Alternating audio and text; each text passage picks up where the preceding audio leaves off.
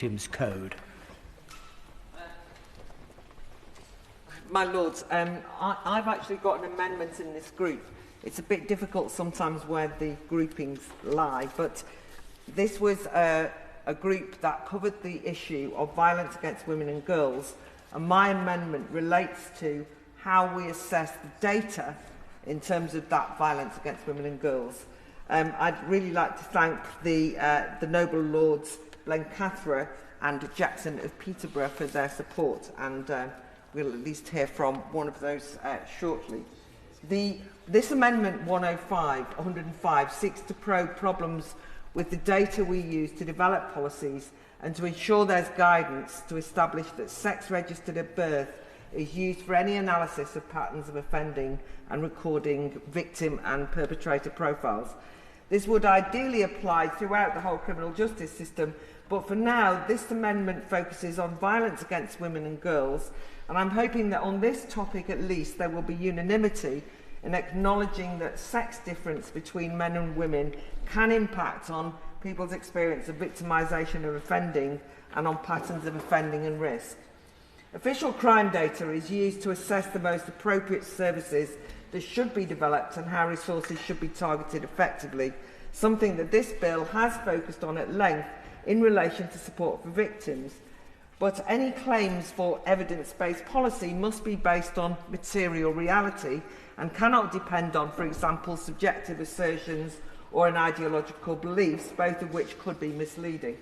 So, my Lords, I would like to invite people to agree that data needs to be accurate, credible and consistent.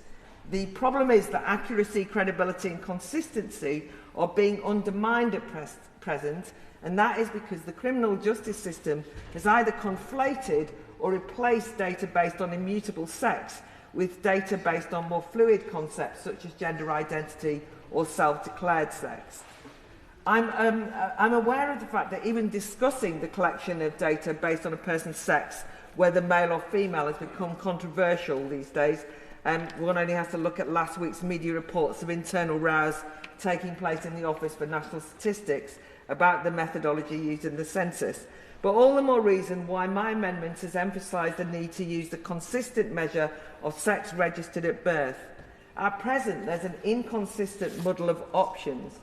The variable category of gender is used carelessly as interchangeable with sex in criminal justice circles. Sex can mean, if used imprecisely, self-declared gender. Sex can mean a legally recognised but nonetheless acquired gender, sometimes evidenced by a gender recognition certificate, GRC.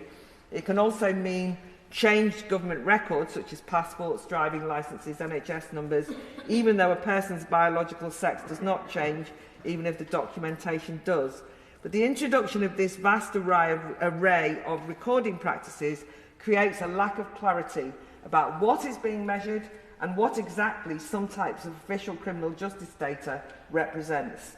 And to illustrate this confusion, consider that a few years ago, the British Transport Police stated that because the BTP treats all people, victims, offenders and witnesses with dignity, it, quote, records their gender according to the gender they present as and how they self-identify their gender.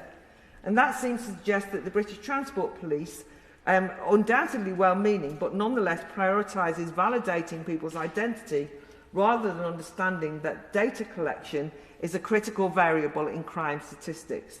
And I do think it's important we ensure that official statistics are not treated as personal records of preference. They must be objectively accurate if they are to be useful.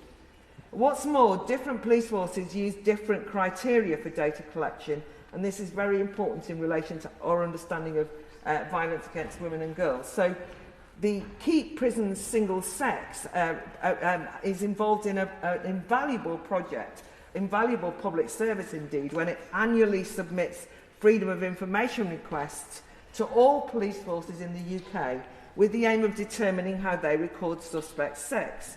The campaign's findings from 2023 make troubling reading. So just for a taster, of the 32 forces that answered the freedom of information requests, no force records sex registered at birth in all circumstances. 20 forces use legally recognised acquired gender where the suspect has a GRC. 13 forces stated that where a suspect has self-declared gender identity, they will record this as sex, but not sex, rather than sex at birth. And 22 forces answered the question on how rape suspect sex is recorded, with 20 forces recording legally recognised acquired gender, i.e. GRCs, with only one force recording sex registered at birth. This means that suspected rape perpetrators and convicted rapists can be recorded in official statistics as female if they no longer wish to identify with their male birth sex. And to confuse things further, 22 forces answered questions on how they record the sex of a suspect who identifies as non-binary, with 11 recording sex as indeterminate or unspecified other, and only 9 using sex registered at birth. You might wonder whether any of this matters, and some say not. Certainly in 2019, when Fair Play for Women revealed results from its FOIs to police forces, the National Police Chiefs Council responded that there was no evidence to suggest that recording a person's gender based on the information that they provide would have an impact on the investigation or national crime statistics because of the low numbers involved. I think that's wrong-headed and complacent. I think that the low numbers involved point, one might ask what would happen if many more people apply for legal sex change.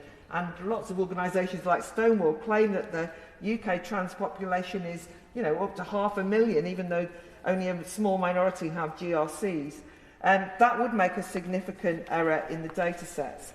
But also, small numbers of cases misclassified in this way can lead to substantial bias in crime stats and, importantly, distort and mislead public understanding of the nature of, in particular, violence against women and girls and offending patterns in relation to sexual offences.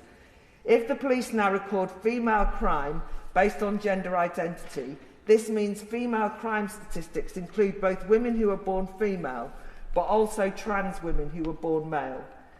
I don't know if my lords recall in 2021 when newspaper headlines screamed that the number of female paedophiles had doubled in 4 years.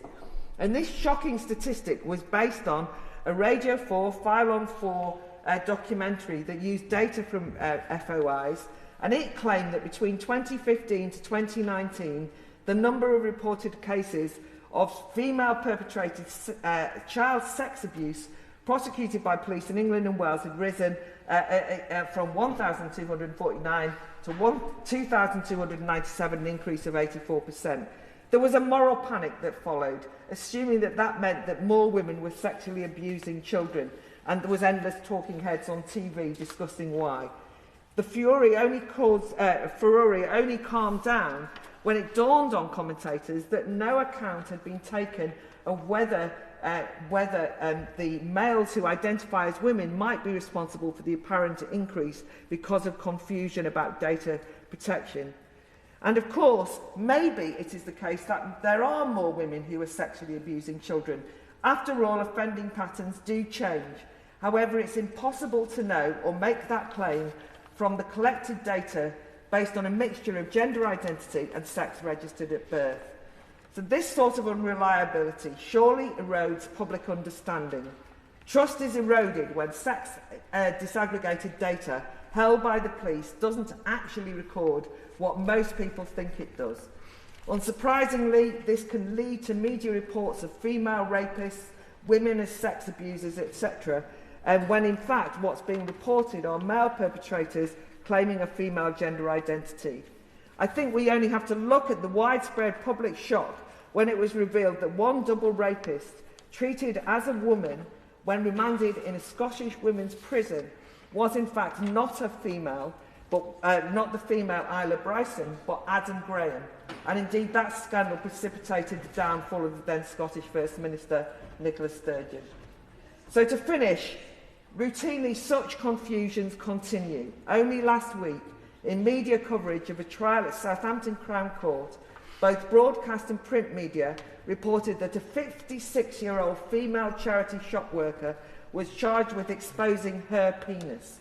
Lawyers in court were quoted describing how Samantha Norris pulled down her trousers and manipulated her penis in front of two 11-year-old girls as they walk past the window of her home.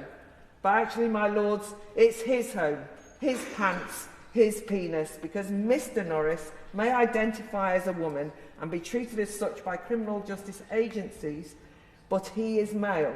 And how can the public or public authorities have any realistic picture or analysis of the threats posed by violence against women and girls if we have these confusions and they're reflected in official data?